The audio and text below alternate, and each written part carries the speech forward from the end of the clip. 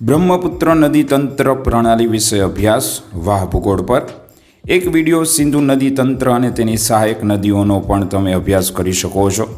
બ્રહ્મપુત્ર નદી તિબેટમાં આવેલા માનસરોવરમાંથી દક્ષિણ પૂર્વ તરફ આવેલી ચેમયુંગડુંગ હિમ નદીમાંથી નીકળે છે, જેની લંબાઈ લગભગ 2900 કિમી છે, જ્યારે ભારતમાં 916 કિમી છે.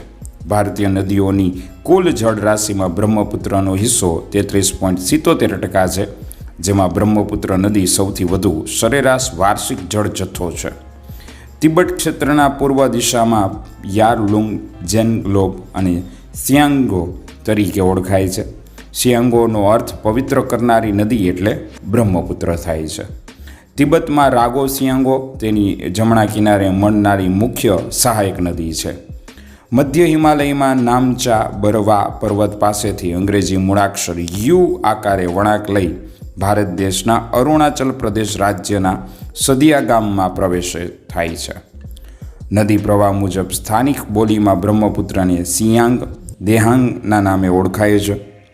નકશાના માધ્યમથી નદી તંત્રને ભારતમાં કે વિશ્વની કોઈ પણ નદીઓમાં સરળતાથી સમજી શકાય છે, એટલે આપણે આપેલા વિડીયોમાં તમને નકશો બતાવી રહ્યા છીએ.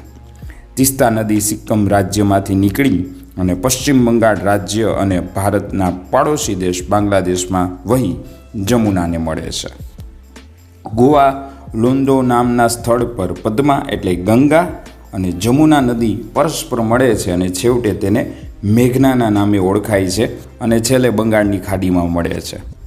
બ્રહ્મપુત્ર નદી પર રાષ્ટ્રીય જળમાર્ગ નંબર 2 ધુબરીથી સાદિયા આવે ત્યારે અસમથી લાલ માટીને કારણે તેનું પાણી લાલાશ ધરાવતું હોય છે.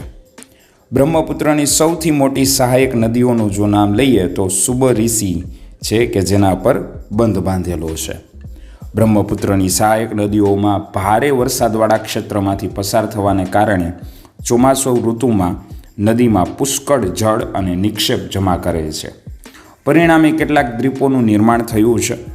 બ્રહ્મપુત્ર નદીમાં વિશ્વનો સૌથી મોટો નદી દ્વીપ માંજુલી દ્વીપ હોય છે, જે અસમ રાજ્યમાં આવેલ છે, જે ભારતનો પ્રથમ નદી દ્વીપ જિલ્લો છે.